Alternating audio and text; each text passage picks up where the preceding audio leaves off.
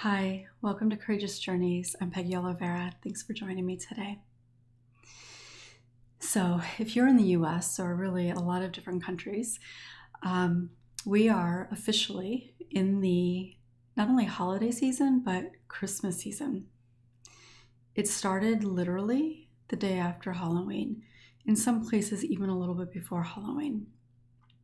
And I know for many of you, possibly, and I know for many people in general, it's exciting. They love all the decorations and the music and all that holidays are supposed to mean. But I know for many of you, in fact, there's a good chance for most of you watching this, that the holidays are at a minimum mixed. And for many people, it is mostly just really stressful, difficult, challenging, hard, for any number of reasons. And I wanted to talk a little bit about that today, because while it is being talked about more, and I think honestly that that's just partly because of social media, so we have access to a lot more people, it is being talked about a lot more, which is good. But there are many reasons that people who have experienced trauma in their life or a lot of difficulty in their life, the reasons that they struggle or their stress can look a little bit different than the regular stress that exists in the holiday season. And I wanted to talk specifically to those of you who find that this time of year is more challenging, and you may not even really recognize why. You might just notice that you feel more exhausted, that you feel more irritable or down or withdrawn. And because everything around you is a reminder of how it's supposed to be the happiest time of the year, and you're supposed to look forward to spending time with family and friends and parties and all this stuff. Well, for a lot of you, a lot of us, because I've been there too, that just isn't the reality. All of those things can create more stress. So it's really important first to recognize that you're not alone. I know that everything around us would have us believe that the problem is just us, that there's something wrong with us, and maybe even that we're getting stuck in all the negative stuff and not willing to look at other positive things. You've all heard me talk about that kind of stuff before, but the reality is that this is a huge thing for so many people. And part of that is because of all the continual messages that we're getting externally. And if we're not feeling that, if we're not excited, if we're not happy, if we're not looking forward to the parties and the family connection and all of that, then it causes you to question yourself. It makes you doubt what you're feeling. It makes you doubt boundaries that you've set. And that obviously isn't helpful. So first, know that you're not alone. So for many of you watching this, part of the struggle is around family issues. And that could be that maybe you're just not near your family, so you don't get to spend time with them. It could be that your family dynamics are less than ideal. And it could mean that your family is where you were hurt. And every time that you're around your family, there are reminders of that. You have to pretend that everything is okay. You have to lie to yourself and other people. You have to really build the self-protective thing around you to numb out, to not be fully present, to shut down so that you don't feel or react in a particular way. And that is really hard.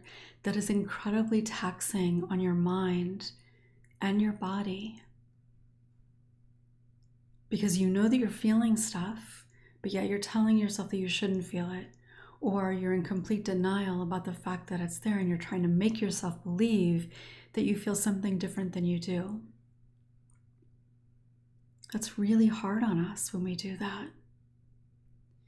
And for most people, instead of being able to really do that because you haven't really learned how, you go through the motions. You do the things that you think you're supposed to do. You do things to numb out. Going back to the video last week about coping mechanisms and shame. So you do things to help you not feel that sense of struggle, but then you often feel bad about it. It creates difficulty in your life. Sometimes the family stuff or what you struggle with is loss. And sometimes that loss can be that somebody that you love, that you've cherished, has died. And the holidays will look and feel very differently. But for many of you, that loss isn't because somebody has died necessarily, but because of the recognition, the remembrance of what you've lost in your life as a result of the family dysfunction or the trauma. And sometimes that can be even more impactful, in part because it's not talked about. It's not necessarily like a shared experience that people are communicating about and acknowledging. In fact, for many of you, what you're experiencing, that loss, that struggle, is kept inside. You've kept it a secret. You don't want people to know. And anytime that we're dealing with something difficult and we're keeping it inside, it creates more difficulty and quite often creates more shame. So, acknowledging that that may be present for you. And if it is, you're not alone. You're not. I remember after my kids were born mostly that I struggled with the holidays because I wanted it to be great for them, even when they were really tiny. And I just wasn't really feeling it. I was kind of depressed and just not all that excited about anything. And then when my children were pretty young, 3 and 4, I think, it's been 30 years actually this year. But my mom died on Christmas Day 30 years ago this year. And after that, of course, the holiday season was a very different kind of experience. And it's not that my mom and I were like really close and it was a great relationship and I missed all that beauty and connection and safety and all of that, because that was never really there. But I missed out on knowing that it was never going to happen. And so it took a long time. It took a lot of years for me to get to a place where I could hear holiday music and actually enjoy some of it, or feel kind of interested in decorating the tree together. It took some time for that to happen. But leading up to that, I felt like I was failing. I was failing as a human because the holidays are supposed to be great. And even though there's a part of me that fully understood, well, of course it makes sense that Christmas would be difficult. It's the day that my mom died. But even more significantly, I felt like a failure as a mom because I knew that I was not that happy mom looking forward to the holidays who decorated everything so beautifully and did all the parties and baked all the cookies and all that kind of stuff. That wasn't me. And so I felt a lot of guilt about that. But during that whole time, I felt like I was really alone. I felt like all of that was evidence of just how screwed up I really was. And it really wasn't until I was a therapist that I began to really understand, experience, and see just how many people really struggled with the holidays. Again, for a number of reasons. So certainly recognizing that you're not alone is important. And I've said it already a few times, but again, you're not alone and there's nothing wrong with you. There's so much pressure out there in general, but especially this time of year. And it's not even that people have to be saying things that are really pressure inducing. It really can be just the expectations and the norms that we've gotten accustomed to that can really cause us to feel like we're missing out and that we're failing. And we take those things, those ideas of missing out and failing, as proof or evidence that maybe we're not deserving of all that happiness that exists for other people. That's not true, but it's easy to believe that. So, here's what I'd like to invite you to do. First of all, recognizing that it might be a struggle this time of year for you is important. If a big part of your struggle is being around your family, then kind of preemptively thinking about, okay, what are the things that are really difficult for me? Is it just being around my family? Is it certain people in my family? Is it particular types of conversations? Is it the expectations that are put on me to host this beautiful event? The expectations to be happy? Like, recognize what it is that stresses you out about it. And sometimes those expectations are your own. Sometimes they are other people's. When you can recognize what those expectations are, and it could even be not related to family, it could be going to all the Christmas parties, or hosting a bunch of Christmas parties, or baking the cookies, or whatever it might be. So just really letting yourself notice, where are all these stressors coming from? And then think about self-care. Now, I know that self-care can be challenging for a lot of reasons, but self-care during this time is really important.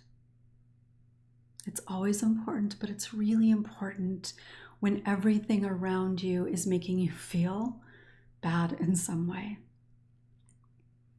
And when people are like happy and they're talking about how much they're looking forward to spending time with people, and you are dreading it, you're feeling anxious about it, you're afraid you're going to have a flashback, or you're afraid somebody's going to do something that's going to set you off, or whatever it is, it's really difficult. And so taking care of yourself can help that.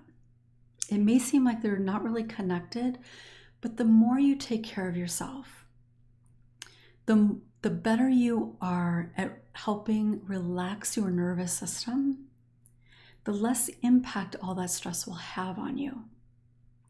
So being very intentional about practicing self-care, and that can look a lot of different ways. It can be related to how much rest are you getting, how much sleep are you getting?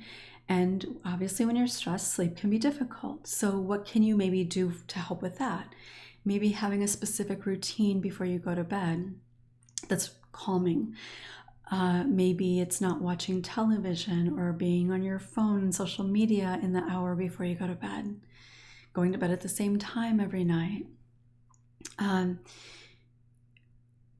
occasion, and I'm certainly not a physician, and I'm not going to recommend anything specific, but if you really have difficulty sleeping, then maybe talking to your doctor about that, or even doing some things that can help with sleep, like some natural types of things. And maybe that's meditation. Maybe it's a nice, gentle evening or bedtime yoga. It could be listening to music that is really soothing, taking melatonin.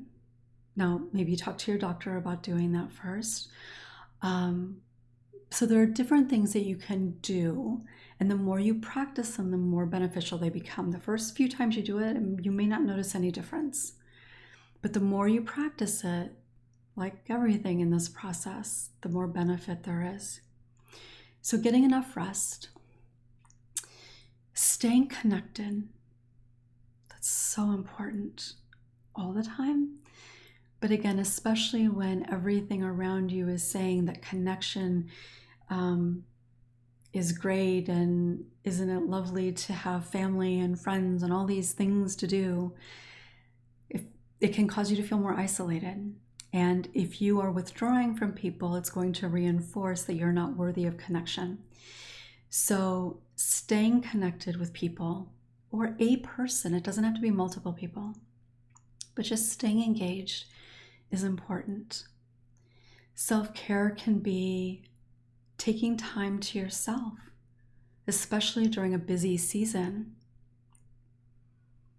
Taking time to play, take time to relax, to read, to spend time with a friend, to go outside, to take in the sun.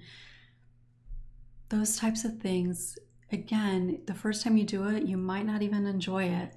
But the more you practice the things that resonate for you, the more benefit you get from it. So self-care is really important. Thinking about boundaries is also really important. I will say that practicing boundaries at a time when you're expected to be around people a lot can be a little challenging, but not impossible. But the most important part, or one of the most important parts about this, is even just recognizing how you're feeling about having to be around certain people. So even just that first step of honoring what is present for you. Do you want to go to that party? How do you feel about being around your family? Would you rather stay home? Would you rather spend the holiday with your one or two friends than go to a big gathering? Doesn't mean that you have to act on it necessarily, especially if you're relatively new to the idea of boundaries, but even just letting yourself honor what is present for you, instead of saying, oh, you shouldn't feel that way, you should be grateful that you have your family, or what's wrong with you, all that's in the past, you should just be happy. That's not helpful, and that actually can be more damaging. So just recognizing, I really don't want to go. Even if you end up going, that's okay, but you're doing it with intention in a conscious way, and you're also acknowledging that you really don't want to go, instead of telling yourself a lie about why you should want to go. So recognizing just what it is that you do or don't want is important. And if you have the ability to not do the thing you don't want to do, then I would definitely encourage you to do that. That's actually good. That's healthy. But if you feel like you don't really have the ability to say no, again, whether it's like a work Christmas party or your family, if you don't feel like you can really say no to that, then think about how can I kind of mitigate the impact that this is going to have on me? And so obviously, depending on what kind of situation it is, who the people are, what the history with these people are, all of those things are going to factor into that. But if, for example, there is somebody in your family, or maybe it's your entire family, but let's say that there's, maybe a particular part of your family that you would rather not really be around a whole lot. So how can you kind of mitigate your exposure with this person? And maybe it's just about being really intentional about where you tend to congregate in the home. Being intentional about hanging more with this group of people than that group that he or she tends to be around.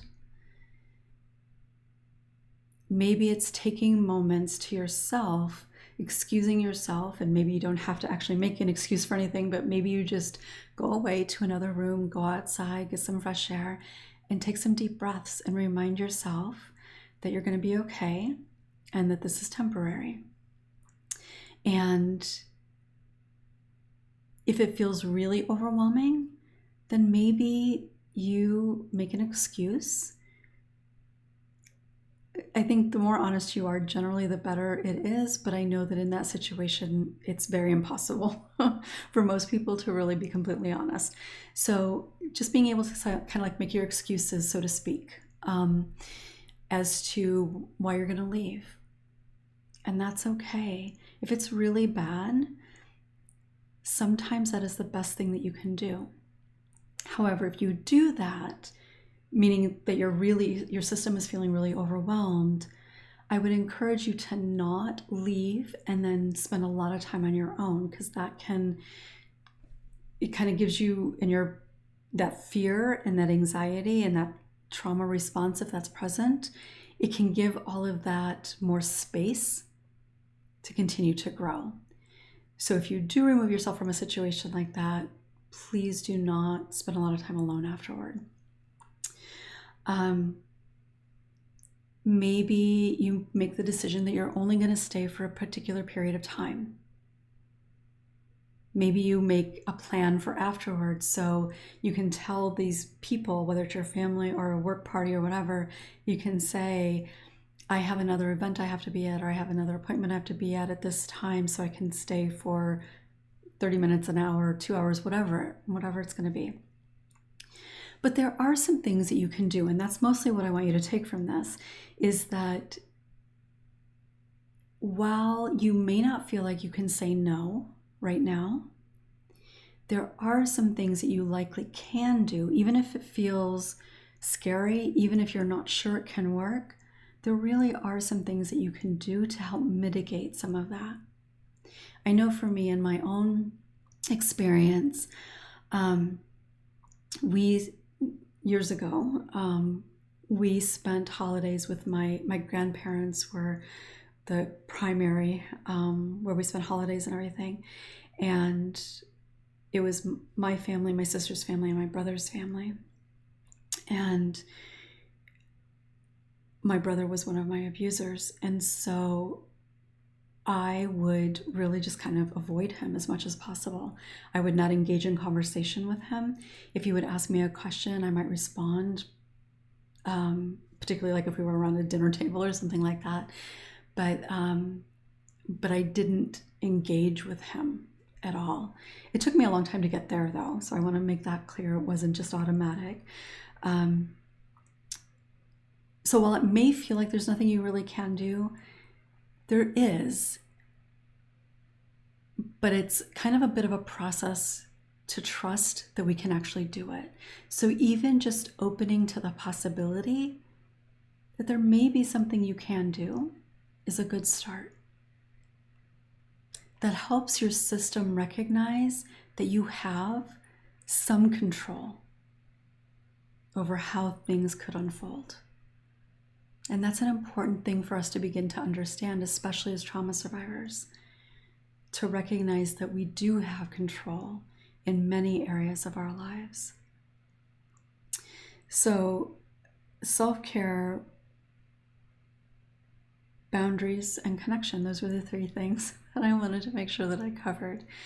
And they really are all so important. And if you are not following me on social media, I'm going to be sharing some things over this holiday season, just kind of about the struggle with holidays. I know I've talked about it a little bit before, but I think last year was really challenging in many ways because of COVID. But in some ways, for many of you, I know, it also was like a reprieve. It was like an excuse to not have to engage in Christmas parties and family events and that kind of thing. And this year, there's still a lot of that, especially if you have to travel anywhere. But just kind of the lingering impact of COVID is adding to some of that stress as well. So join me primarily on Facebook, Courageous Journeys on Facebook. if you'd like to connect more around this. And if you've not signed up for my email list, I'm going to be sharing some things there as well.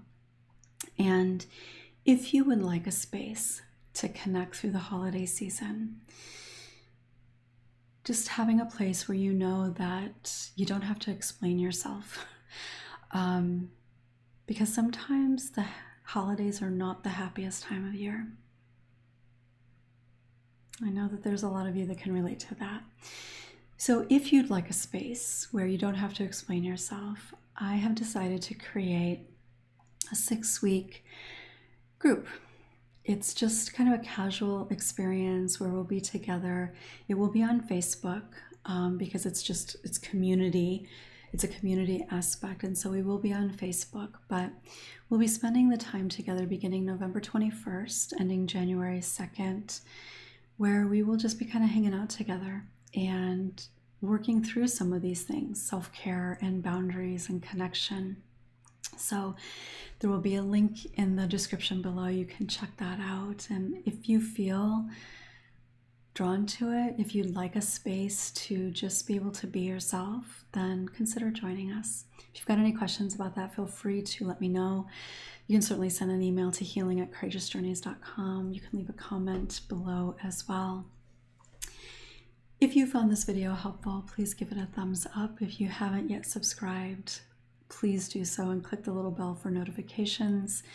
And if you found this video helpful and you think that somebody else could benefit from it, please consider sharing it with them, because thinking that we're really the only ones who are struggling it plays such a significant role in how we end up feeling.